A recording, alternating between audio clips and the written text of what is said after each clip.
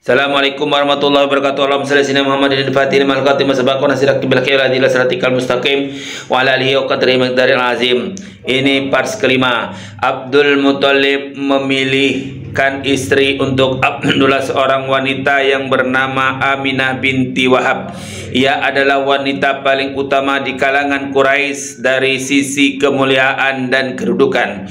Bapaknya yang bernama Wahab merupakan seorang pemuka secara nasab dan kedudukan bagi Bani Zuhrah hingga akhir purna prosesi lamaran dan pernikahan keduanya. Abdullah hidup bersama sang istri di Mekah hingga Aminah mengandung Rasulullah SAW.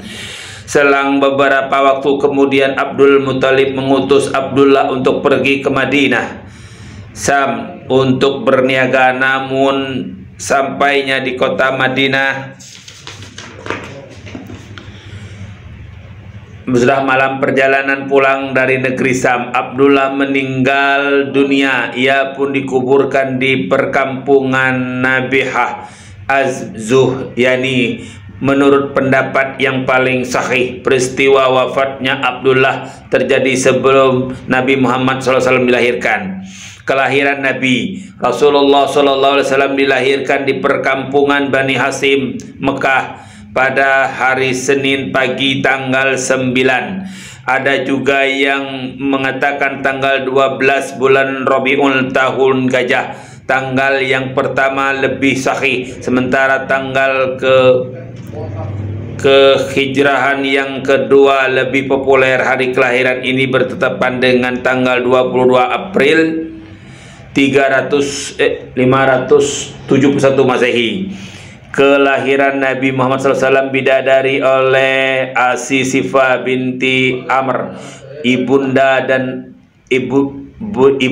dari Abdullah bin Auf. Ketika Aminah melahirkannya, keluar darinya cahaya yang menampakkan istana negeri Syam. Lalu ia mengutus seorang untuk menyampaikan kabar gembira kelahirannya kepada sang kakek Abdul Muthalib. Abdul Muthalib bergegas mendatanginya dengan perasaan gembira. Abdul Muthalib pun menggendongnya memasuki Ka'bah, bersyukur kepada Allah Subhanahu wa taala, berdoa kepadanya dan menamai cucunya itu dengan nama Muhammad, dengan harapan ia akan menjadi orang yang selalu dipuji. Kemudian Abdul Muthalib mengakikahinya, danya pada hari ketujuh, dan memberikan jamuan makanan kepada masyarakat seperti yang biasa dilakukan oleh orang-orang Arab. Rasulullah SAW diasuh oleh Ummu Aiman, yaitu Barakah Al-Habasiyah, bekas budak ayahnya Abdullah. Ummu Aiman masih hidup hingga masuk Islam, ikut berhijrah dan meninggal dunia berselang 5 atau 6 bulan setelah Nabi Muhammad SAW wafat. Penyusuan Nabi.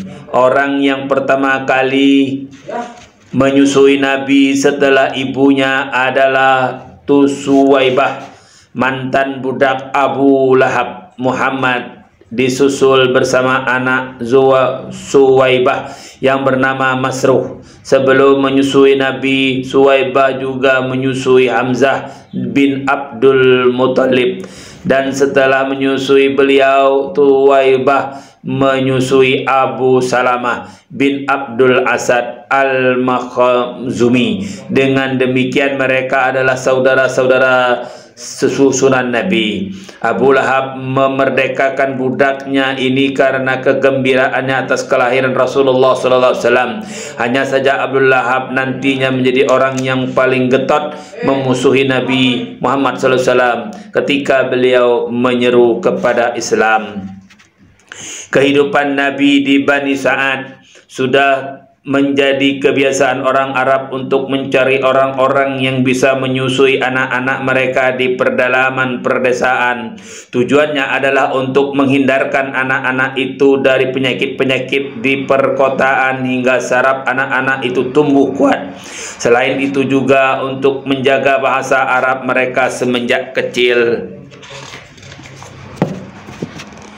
Hingga akhirnya Allah Subhanahu wa taala menakdirkan datangnya para wanita dari Bani Sa'ad dan Bakar bin Hawazin yang mencari anak-anak untuk disusui Nabi.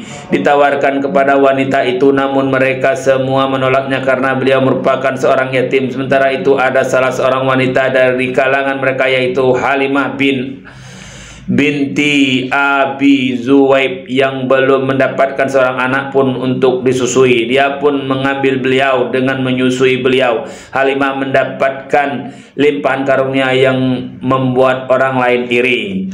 Demikianlah billahi taufiq wal hidayah. Assalamualaikum warahmatullahi wabarakatuh.